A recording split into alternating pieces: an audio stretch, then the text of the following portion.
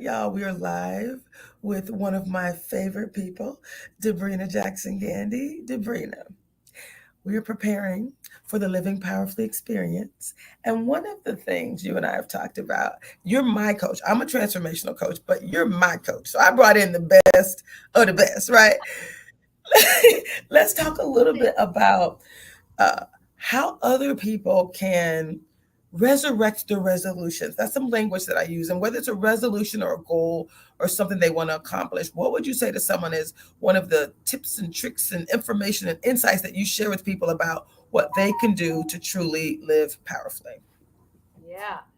Well, we all know the statistics about making resolutions and then 60 to 90 days or less, they are a faded memory. And so, why is that? And there's several things at play. One, we have beliefs that are invisible, but they show up in our visible choices, decisions, and patterns. And then we have entrainment, where we've been used to a familiar way of rolling, doing things, thinking about things.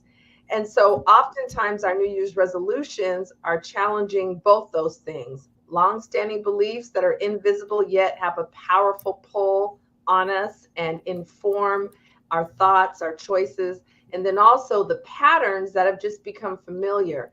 So that's why this kind of series is so important, because you join with others and you have synergy, you have inspiration, and if you have a chance to share what your new resurrected or resurrected resolutions are, you have a chance to speak them and then have witnesses hear what you've actually said. A lot of times, resolutions are something we've made only with ourselves as the witness and nobody outside of us. So, all those elements that can help us break out of old patterns and kick into actually fulfilling um, some resurrected resolutions are present in the series. So I'm just so excited to be a part. I love it. Now, I heard you say that, we get to speak the word. We get to talk about our vision, really bringing it to life, speaking it and bringing it to life. And this is also part of what we call the Better Together Empowerment Series, right? At my church, he's leading a series called Get Better. So this is getting better together. And you talked about bringing it to life. Tell us a little bit more about the concept and the steps that are Yeah, taken to take a vision from an idea to truly an activation. right.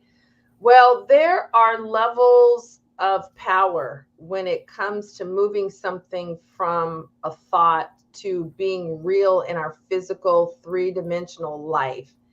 And the process is it starts as a thought or an idea. And if you think it more than once, it gains power. If you write it down, it gains more power because now it's in a physical, permanent, written form outside of just your mind.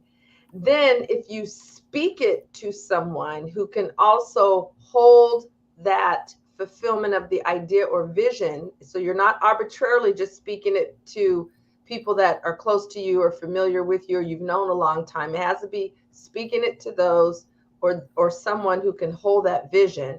And we can come back and elaborate on that if you want me to. But then there's the speaking of it. So it's gone from a thought to a repeated thought, gained power. It's gone from a repeated thought to a written thought, gained more power.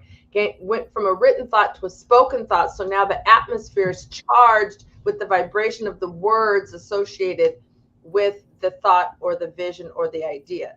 Then, if you have a witness, as I said, that can hold you accountable, not just hear it, which is powerful. So now it's you and another person that are aware of this. But if that person can also become an accountability partner and be walking out the process as you take the actions and make the choices and engage in the decisions that will move it into reality.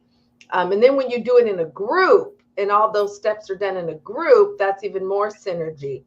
Um, so yes, there are degrees of power in moving something from the invisible to the visible. Mm. I love this so much. What I love about you is that you're all about clarity. You're also about congruence, right? Being clear that what you say is aligned with what you do. And my very first coach, she used to say, Tracy, you have to recognize how you show up, like how you show up for other people. And so we talk about something like called the saboteurs, right? Those things that you call the invisible, right? It's mindset, right? It's some of the beliefs that we have and patterns that we have that we just label them saboteurs, right? Not that they're bad things, because me being a controller and a hyperachiever, that's great. It helps me to accomplish things. But if someone else doesn't have those same tendencies, my energy could be like, oh, she is too much. Like she's a lot, right?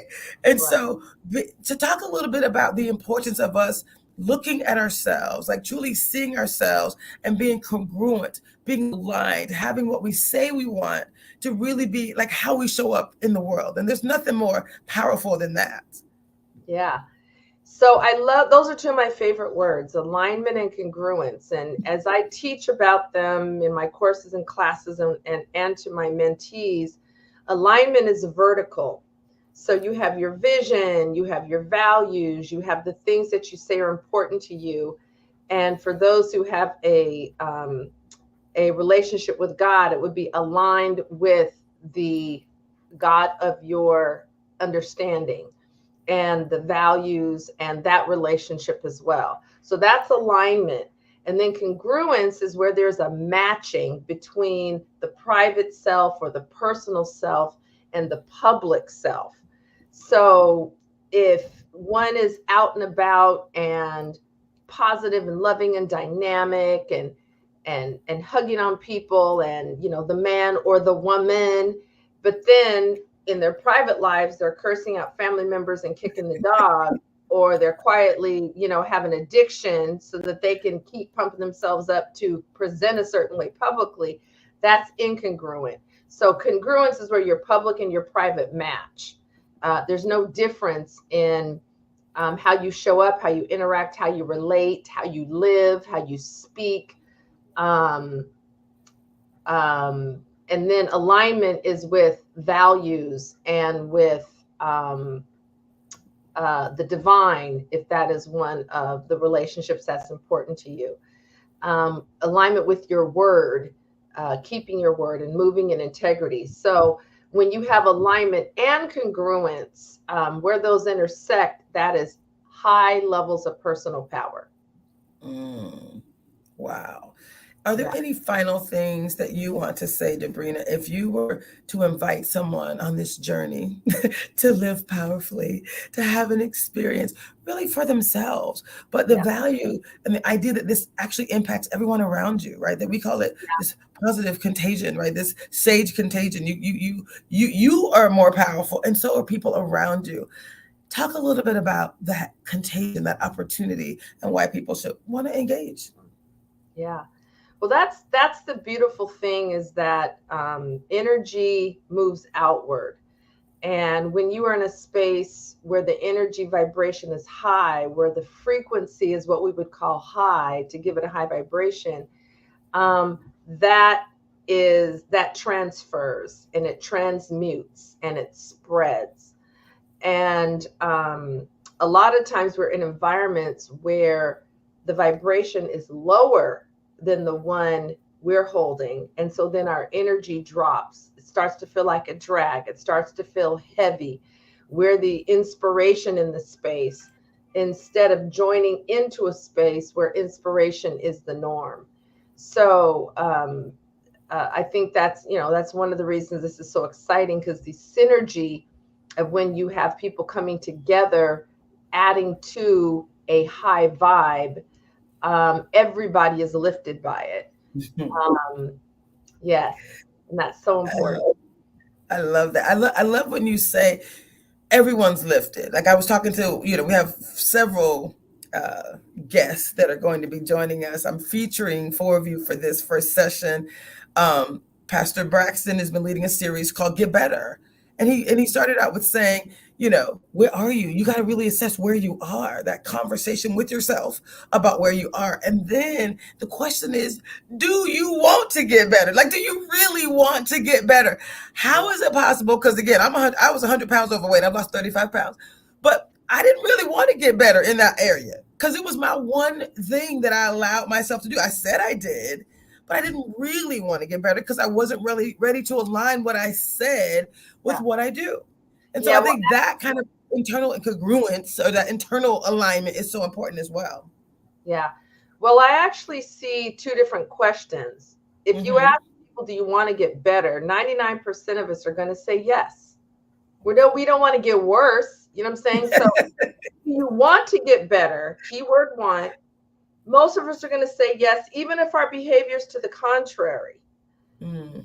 The question is, are you ready to get better? That's the Say, question where now here the contradiction comes in, or where the familiarity, or as you were talking about the weight release journey, where we still want to grab that comfort food at 10 at night or the crunchy food at 11 at night, or so that means we're not in readiness yet. But want and mm. readiness are not the same. So do you want to get better? Yes.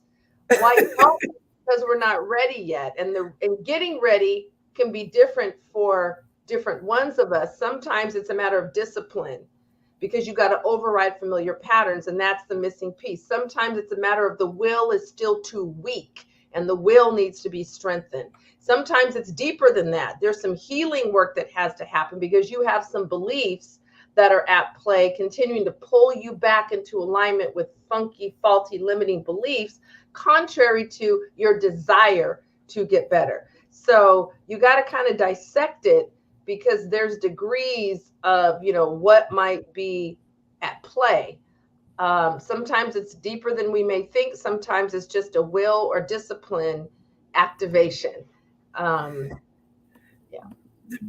Debrena, I love you so much. Like coaches need coaches too, and you are outstanding. I am not the same woman today because of how you've loved me up and you've supported me. And again, I'm an amazing coach, but I know a great coach when I hear one, and I just need to say thank you, thank you, thank you. You just you bring me light, you bring me joy, and I could not be more blessed to have you in my life. So thank you. I'm excited about this Thank journey. This is gonna be you. great.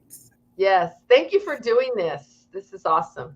And I'm No, glad to be part of it. Thank you. Thank you for including me. awesome. Now you did say one thing. You said something about healing. Now we are community healers too. We're transformational coaches are healing, and I'm bringing you in for a special session. We can talk about that, but there's another date. We're gonna lay it all out for people because I want to make sure people are clear. Talk about healing and why healing is so important. Yeah. Well, most people really don't understand how healing is defined. We think it's the same as personal growth or personal development, and it's not. Mm. So when you are doing healing work, you are bringing in the heart, you are bringing in love, you are bringing in the emotions, and you're addressing and acknowledging the emotions that you're carrying in your mind, body, spirit system from past situations that are a liability and not an asset, that are creating a limitation or they're disabling you, they are not empowering you.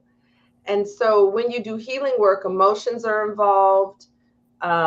Tears are usually involved because that means that movement is happening on the inside. And when emotions are moving and shifting and being released, that can be a very natural and beautiful byproduct of that. I call it, as we start to thaw on the inside, we can start to have tears. Um, so and most of us haven't done any healing work, and the healing 101 that I start with in my courses and my select courses and programs is Mhm. forgiveness work. So if there was levels of healing, which there are, then forgiveness work, which is a full 5-part process, would be rung one. And we all need to start there because forgiveness is personal liberation work, and it really is designed to liberate us mentally, spiritually, and emotionally.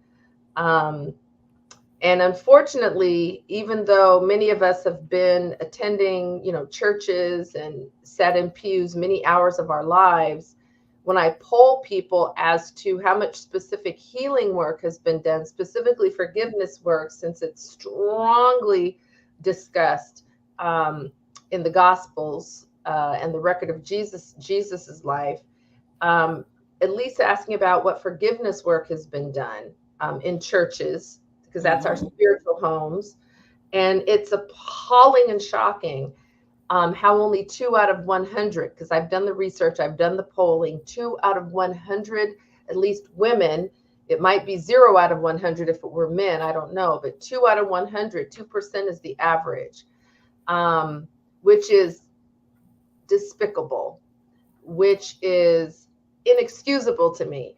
But here we are with 98% of us haven't done any healing work and we're unhealed. And when you're unhealed, there's all kinds of related problems that can create in your life in terms of who you attract, what you attract, how you treat your body, how you speak, how you show up, your relationship with money, your love relationship dynamics. Um, so being unhealed affects everything, how reactive you are, defensive, how easily pissed off or irritated you get, how easily frustrated you get. Um, so it affects everything and infects everything when we Wow. haven't done our healing work. And here we are as a culture heavily unhealed. Mm. Um, so Wow. healing is really critical in transformational work. Wow. I could keep talking, but I'm gonna let you go. Thank you very much.